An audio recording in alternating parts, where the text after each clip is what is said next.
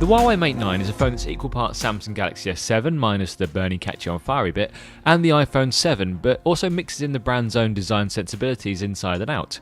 It's a large screen device, so you feel like it's pushed towards the power user, but it's got a lower spec and a lower price, so you feel maybe it's a consumer market device as well, so Huawei's clearly trying to hit a lot of marks here. The Huawei Mate 9 is a metal design mostly, smaller than that of an iPhone 7 Plus, yet it features a larger 5.9-inch screen thanks to everything being packed in a little more tightly.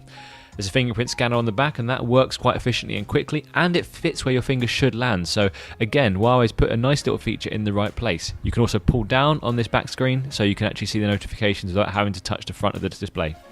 There are some things missing, of course. It's not waterproof, and in terms of the screen, it's only 1080p rather than QHD, but Huawei thinks that this is the good balance and the right things that you need for the phone to hit the price point and give users exactly what they want, which is focusing a little bit more on what the phone does and less about how it actually feels day to day and whether it can get rained on. The screen itself, as I mentioned, is only 1080p rather than QHD, but it does have a good colour range, so looking at different bits and pieces on the phone, whether it's browsing the web, flicking through photos, does look pretty good, and you won't notice too much the drop in resolution until you stick this thing in a Daydream headset. Right, one of the key things Huawei's trying to do with the Mate 9 is make a phone that doesn't slow down. Over 2 years, it will keep going and keep going. This is achieved through cleanup, which means that constantly the phone is looking to see what's going on, whether apps are making loads of mess, and cleaning it up afterwards and giving the phone as much resource as possible to get going through.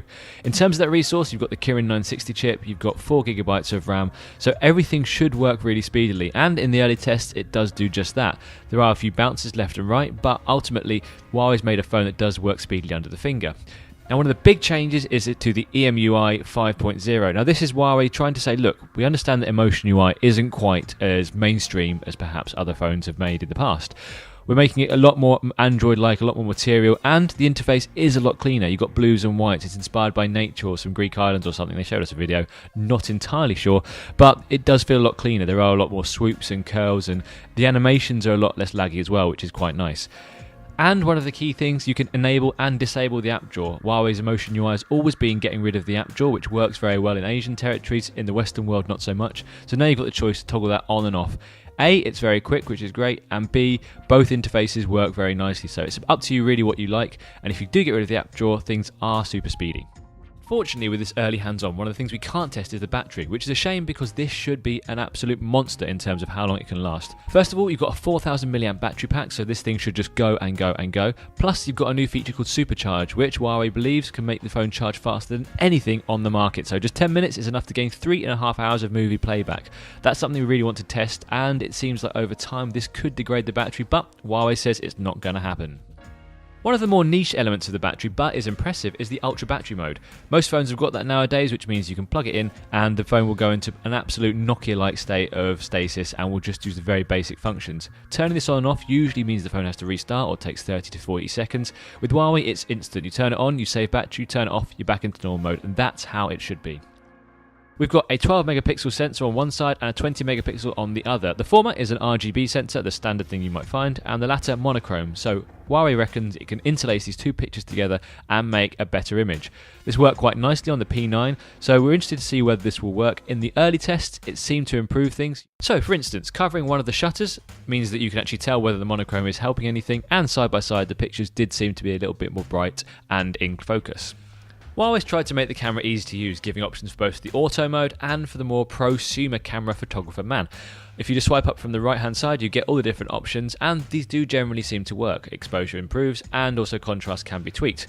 The Huawei Mate 9 is generally a speedy phone, but not always in the camera. The bokeh effect is okay, but sometimes the edges around the subject can get a little bit blurred, which means you don't quite get that super sharp prismatic effect that you're looking for. We will need to test this camera out properly to see if Huawei has made an industry-leading snapper. It reckons it has done, but again, it thought it had done on the P9, and that did have one or two issues, so it'd be interesting to see if Huawei has improved things there. So what do we think about the Mate 9? Well, it's a phone that launched with a lot of bold claims. It's got improved battery charging speeds, a much better camera, and an ability to keep your phone up to date and speedy over the course of the whole time you've got it. Unfortunately, we can't test all of these claims initially, for instance long-term performance enhancements, but it's hard to say that anything particularly stood out as innovative and exemplary in this smartphone either. It feels iterative rather than bold from Huawei, but then again, it does keep increasing sales of its phone, so perhaps that's no bad thing. Perhaps stepping forward is exactly what this brand needs to do. The Mate 9 does offer some high specs in terms of battery life especially, and the camera, and hopefully this is the phone that can help propel it forward. More players in the market is always a good thing, and the Mate 9 does seem to hit the right marks. As ever, we want to know what you think. Please let us know in the comments below whether the Mate 9 is Huawei's new industry-leading busting phone. Thank you very much for liking, thank you very much for subscribing, and if you want more phone stuff, Tech Radar is the place to come.